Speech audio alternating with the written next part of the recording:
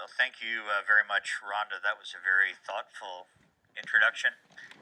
And though I can't hear the gales of applause at the other end, I would like to acknowledge all of you who are here and responding to today's very special State of the City by remote, by Zoom. So thank you very much.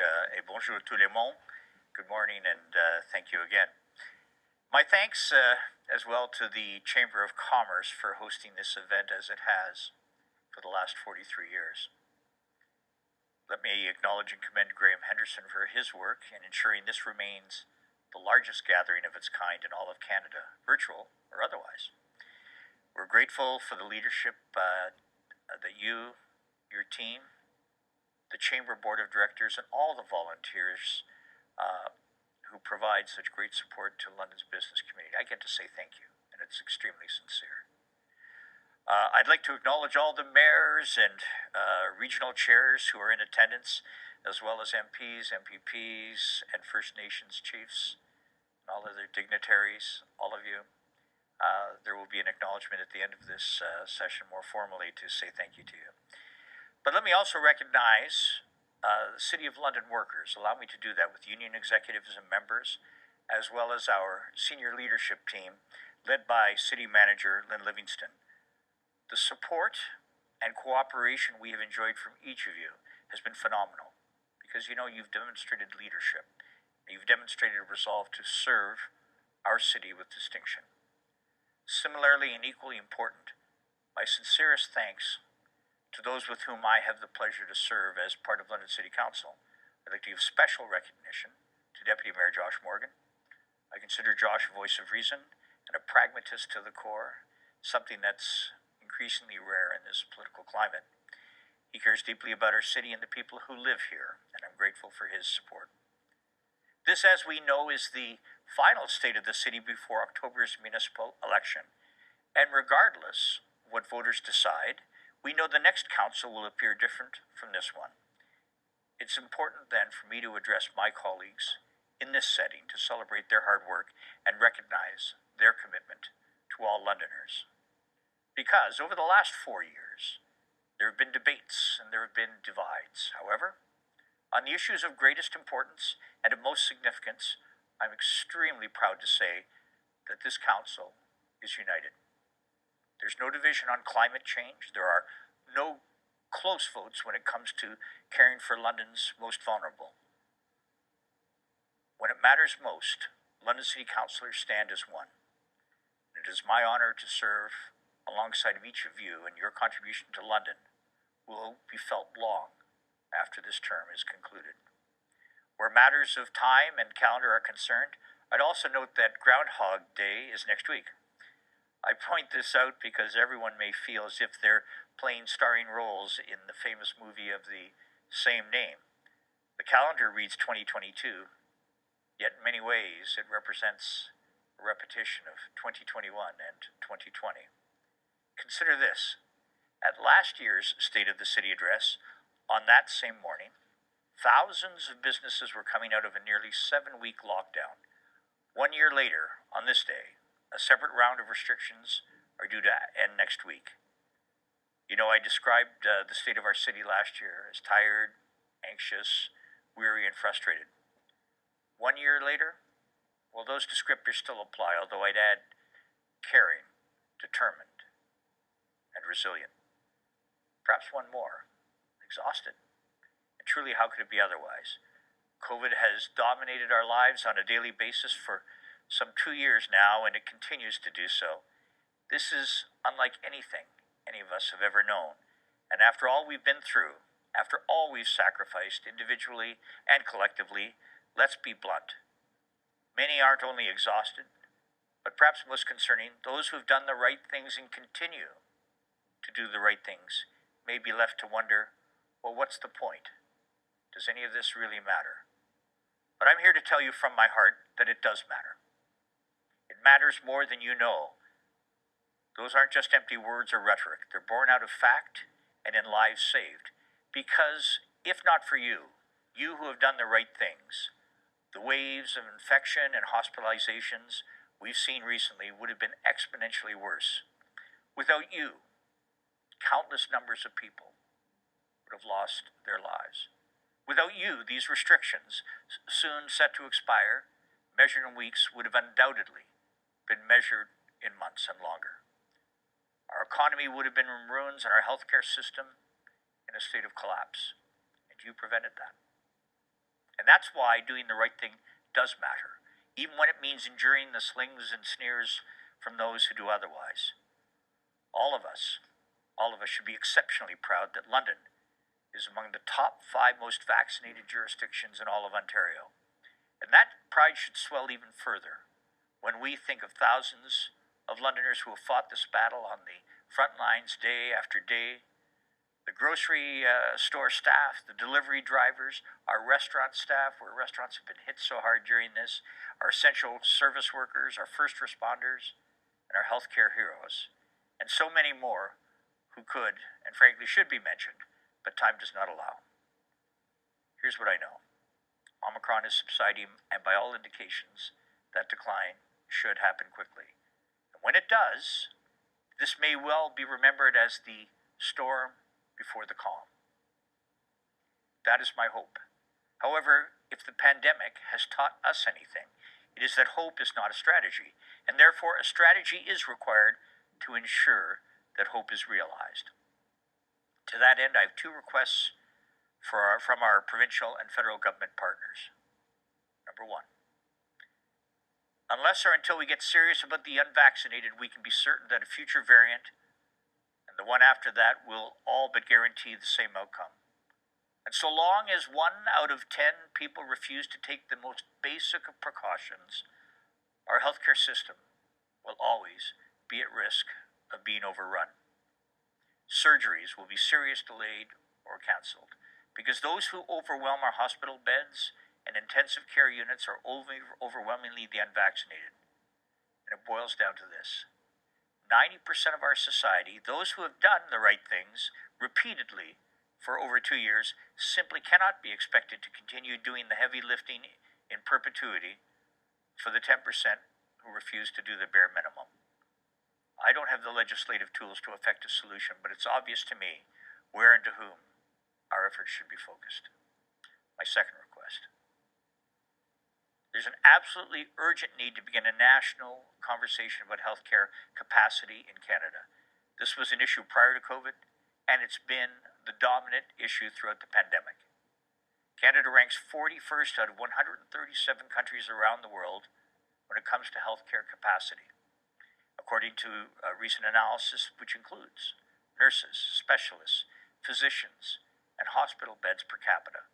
It simply can't persist. The situation is especially stark in Ontario. Among Canadian provinces where these metrics are concerned, ours ranks at or near the bottom in every category. You know, we talk about our healthcare heroes. We love our healthcare heroes. But acts of heroism should not be required if these individuals had the proper supports as part of a system that's properly resourced. You know that London is home to the best healthcare facilities in Canada, along with some of the best researchers and medical innovators anywhere in the world. Brilliant minds like Dr. Chil Yong Kang and his team at Schulich are developing a new vaccine that shows early promise in producing stronger and longer-lasting immunity. We have unparalleled expertise and the capacity to make significant contributions to this vital discussion, assuming there are like-minded partners willing to do the same. This is a national conversation that cannot wait.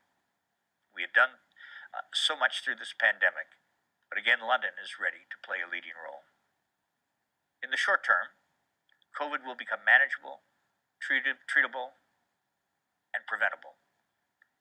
However, learning to live with it also means ensuring we learn from it and applying the lessons it has taught. Chief among those is the value of being proactive rather than reactive. That, in essence, is what I propose today.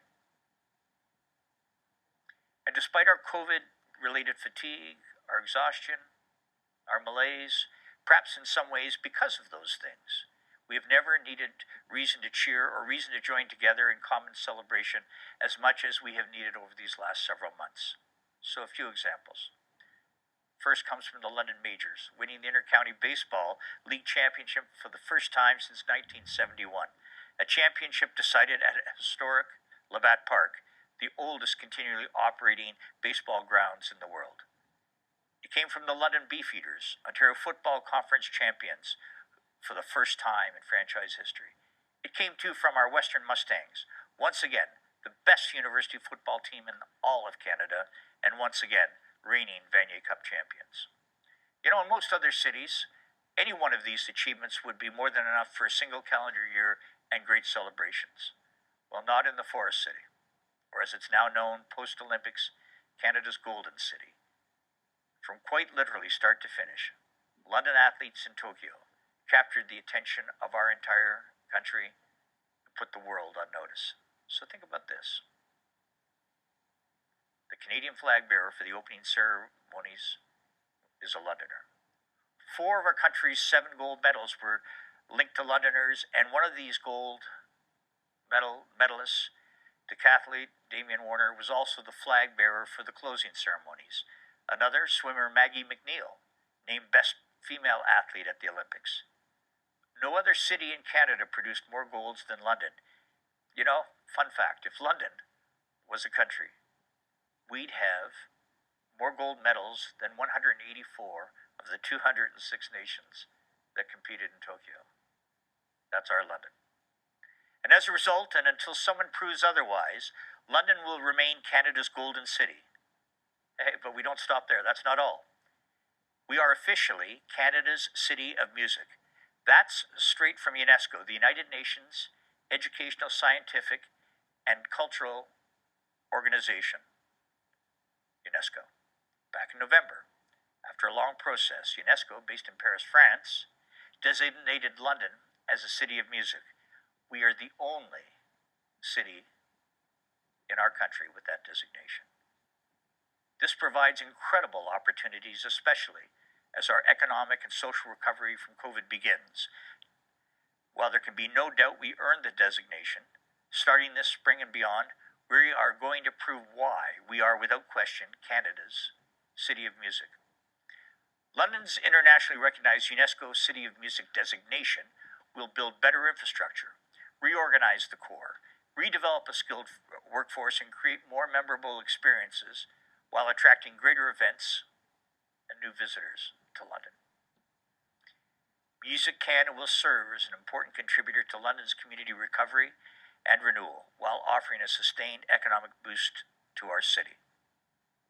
I noticed that Senior Valencia and Senior Valencia did not ask me to play guitar with them because they want to promote that great name of music in Canada. But my Cape Breton mother would be proud of the two of you for the great gift that you are. Muchas gracias. So as a first step, I propose that we formally designate London's core area as our defined entertainment district, and further strengthen the role that music plays right in the heart of London.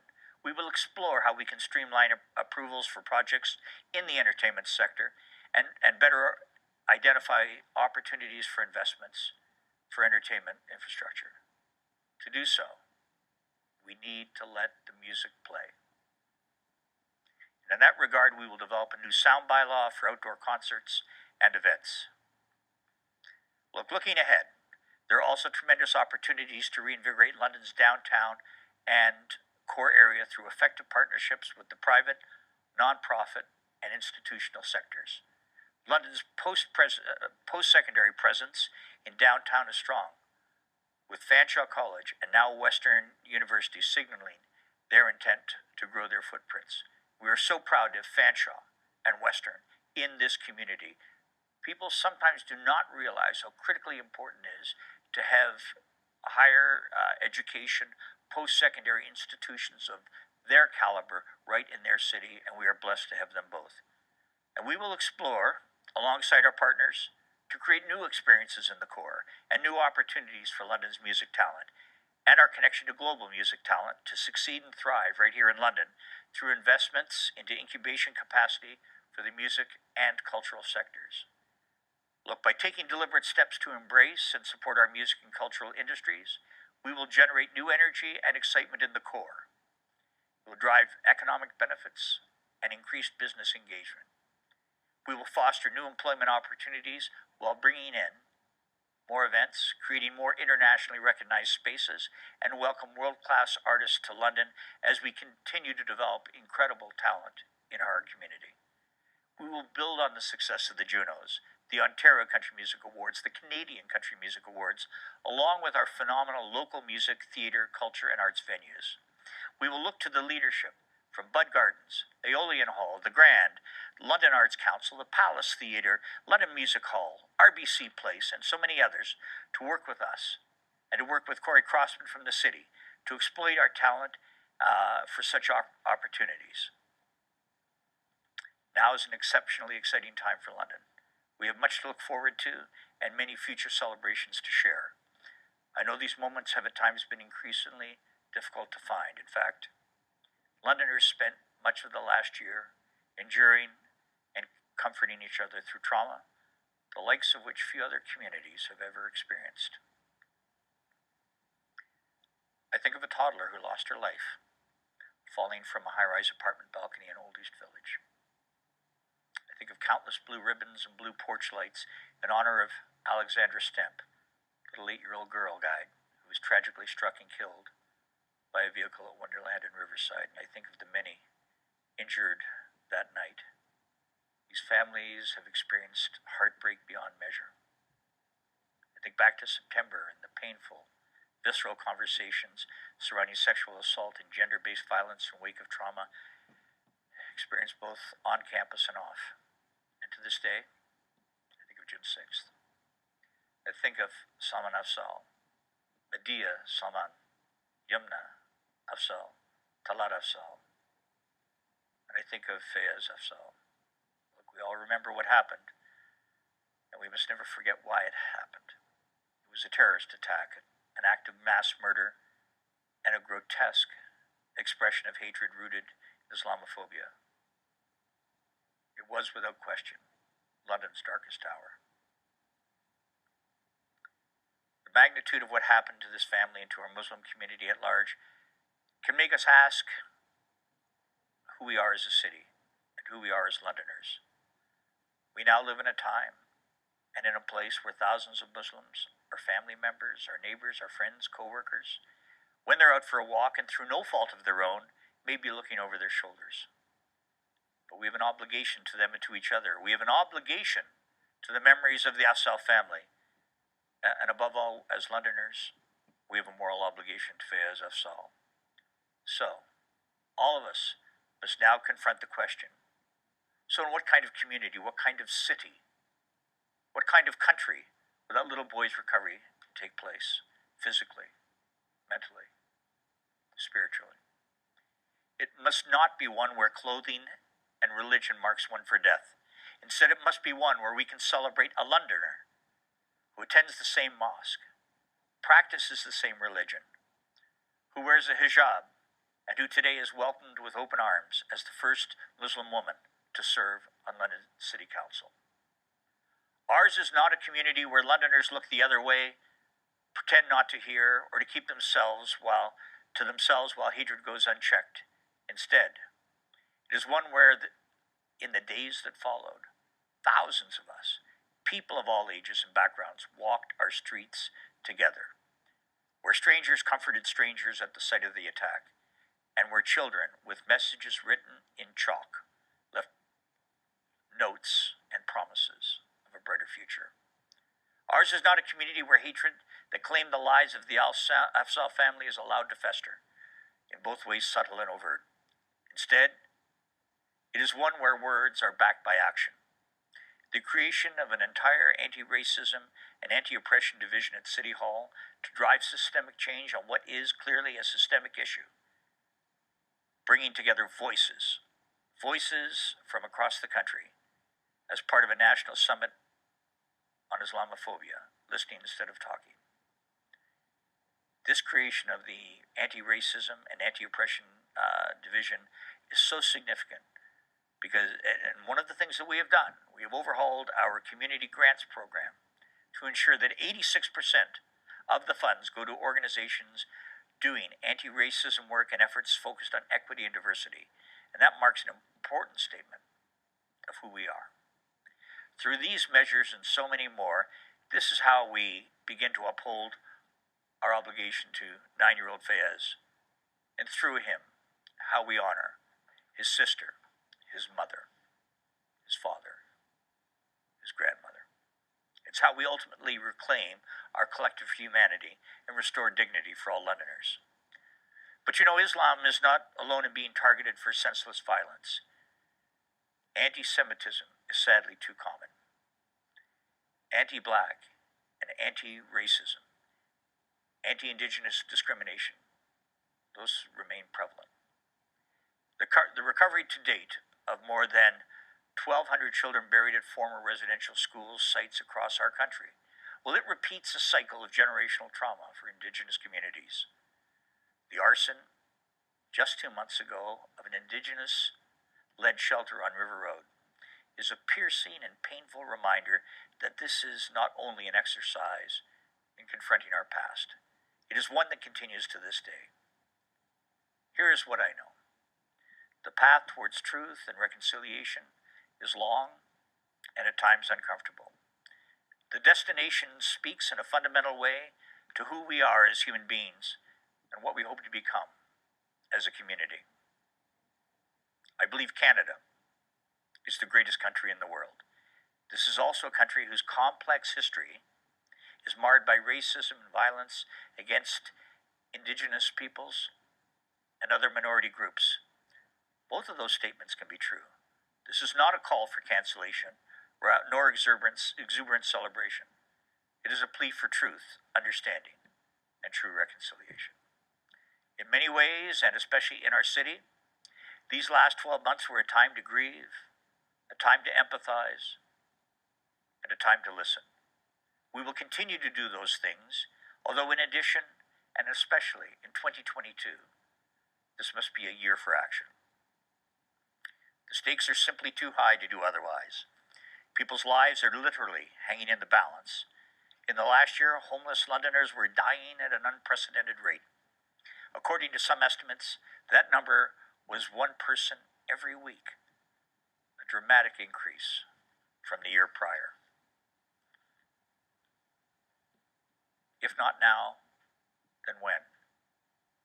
If not us, then who? At this event last year, I not only issued a challenge, I made a commitment that we would provide an additional 3,000 affordable housing units over the next 5 years.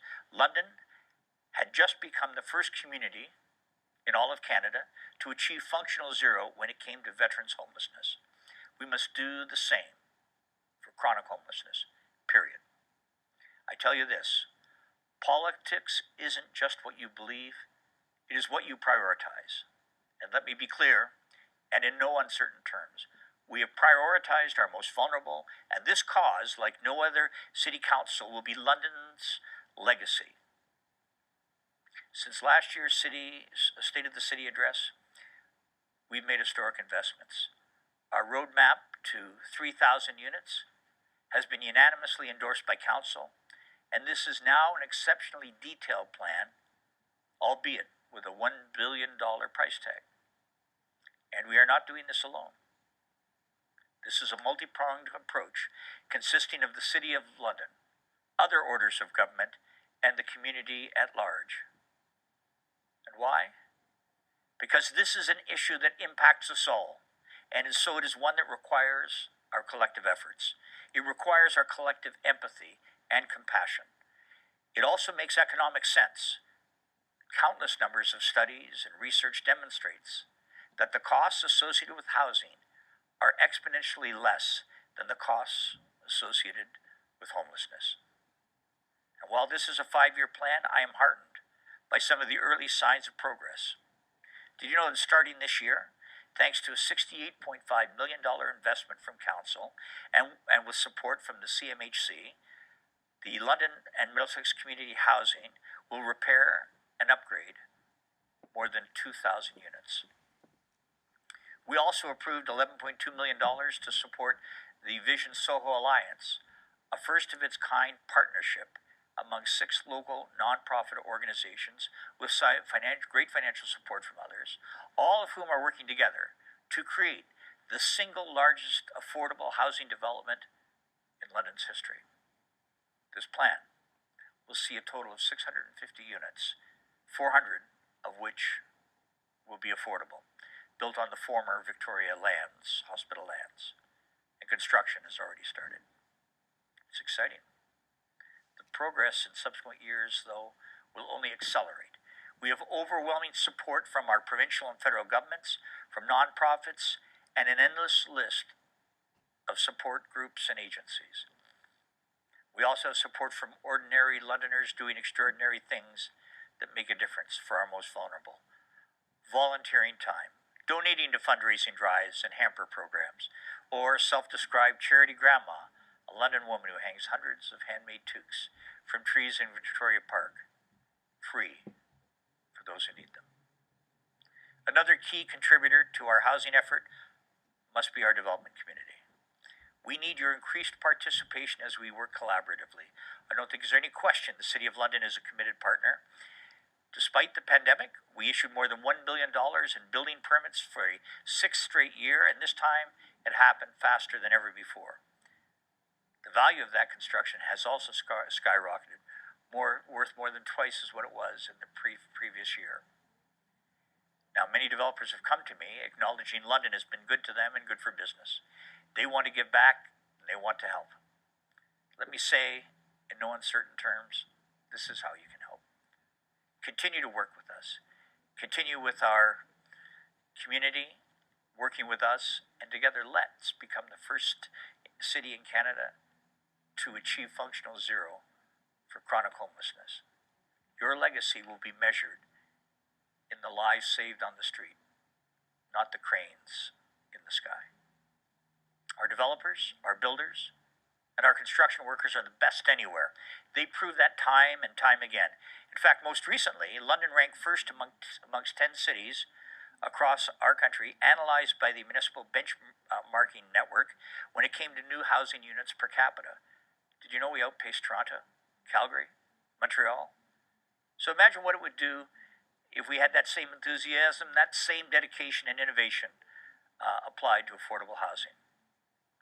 Make no mistake, our commitment is strong and unwavering. We are approaching this with as great a focus as anything that has ever come before us, and we will use all tools at our disposal to ensure its success. We will deploy those measures to ensure even greater residential intensification in the core. And while we are growing steadily, we require even greater resolve to make that growth incredibly dynamic. Let me also say that while we undertake this historic effort, and just as we provide supports for London's most vulnerable, there must be parallel supports for those who live, shop, and work in the downtown and surrounding areas. As such, we have amended our core area action plan to better reflect the realities of the pandemic. This includes greater investments in street cleaning and garbage collection, activating Dundas Place with music and other activities, and enhanced communications to highlight positive events in the core. What has also become abundantly clear to me, however, is the need for more police officers. Our London Police Service is one of the leanest police services in Ontario across almost every metric. For too long, we have asked them to do too much with too little. An investment towards increasing the size of our police service at this stage is as much about core revitalization and economic prosperity as it is about safety and security for all Londoners. We must find a way to provide our London Police Service with greater resources, thereby providing London residents and businesses with increased support and protection. You'll remember I said before that politics isn't just what you believe, it's what you prioritize. When I first took office, 1 month after being sworn in at my first State of the City, I not only told you what I believed, I told you what I would prioritize. Aside from London's most vulnerable, I made it clear that jobs and economic prosperity would be prioritized as never before. So would it surprise you to know that at this moment, ours is the hottest economy anywhere in Ontario.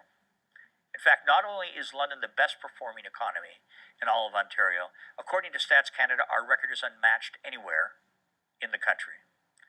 London is currently in the midst of 18 straight months of net new employment growth. That's the longest streak of monthly job creation of any municipality in Canada. And during those 18 months, we have added 56,200 net new jobs. That's 56,200 people now gainfully employed who were not working when the pandemic hit. Our employment rate is now back and better than pre-pandemic levels and lower than both the current provincial and national averages. Neither of these things were true when Council took office. 3.5 years ago, our labor participation rate was the worst in Ontario. Well, as of last month, it's improved at a faster rate than anywhere else in the province. And here's something else. During the entire term of Council, on a per capita basis, London's workforce has increased at a greater pace than economies in Toronto, Kitchener, Waterloo, Hamilton, Guelph, Windsor. Some thought I was overreaching after being elected when I said by the end of this term, I wanted to see 13,000 additional Londoners working. Well, we've certainly exceeded that nearly 3 times over. That's everything to do with the confidence our business community is showing in London. And to the businesses in London, I say thank you. We are once again the undisputed economic engine of Southern Ontario. And when this council took office, more than a few people were asking, what's going on with the London economy? Well, the question hasn't changed, but the tone certainly has. So what is going on with the London economy? We didn't believe this turnaround into existence. Council and staff prioritized it. We narrowed our focus. We worked on it, especially when the pandemic hit. We recognized in the very early days of COVID that rebuilding and revitalizing London would necessitate an equally unprecedented response. That's why, along with then Deputy Mayor Jesse Helmer, we formed Economic and Social Recovery Task Forces, which would later morph into the London Community Recovery Network. That's a first-of-its-kind approach in all of Canada, including widespread representation from our public, our private, nonprofit, and institutional sectors. And the network's sole purpose was to drive a strong and inclusive recovery for London. Many of you listening played an important part in that London Community Recovery Network. And again, my gratitude. The many months of work put in by members of the network is one of the primary reasons ours has performed better than any other economy in Ontario during the pandemic, and why it will continue to do so. It is appropriate I pay tribute to our smaller employers who have been impacted by COVID. I think of downtown London, where last year, despite 10 businesses closing, 36 new businesses opened, and that included 20 restaurants. It's why we put such great emphasis on shopping local and during the pandemic ordering takeout. This hasn't changed, and we need all Londoners to continue that commitment. We also see constant examples of London's entrepreneurial spirit. Look at one such company. In the Clear Zone, a female-led startup launched by 2 Western grads, now receiving great support from Tech Alliance, the Chamber, and others as they go national. But our efforts are far from over. The recovery continues, and at times it's in fits and starts, but it continues nevertheless. And so too will our work. And as strong as our economy has remained, like so many other things, we know there will be better days ahead. Over the coming months, we can expect more than 1,200 jobs coming from 2 Amazon warehouses in London and a large fulfillment center under construction at the former Ford Assembly site. More than 1,600 jobs will come from Maple Leaf Foods when it opens later this spring. A few months after that, construction on Phase 1 of the Hard Rock Hotel at the factory should be underway. Other new industries, including Anvo Pharma, Aspire Food Group, and Boss Innovations, will soon open their doors, requiring hundreds of employees. And most recently, where I attended a Nestle's plant expansion and a Labatt plant expansion, to name just a couple, those will generate hundreds of new jobs here in London, Ontario. The growth of our manufacturing sector is complemented by the efforts of Kapil Lakodia and his team at the London Economic Development Corporation. In addition to incorporating the development of a film city in our industry, in our city, the next challenge will be to attract and retain white-collar workers in London. And there are a number of question marks as a result of the pandemic and how that will work. Not only are more jobs coming, but so too are the people. According to a recent study that looked at the fastest growing medium to large size cities in North America over the last 5 years, London ranks second in Canada and seventh in all of North America. The cost of living remains comparatively low, and despite historic investments in affordable housing and transportation, Council just approved its lowest tax rate in 4 years at 2.8%, well below the rate of inflation.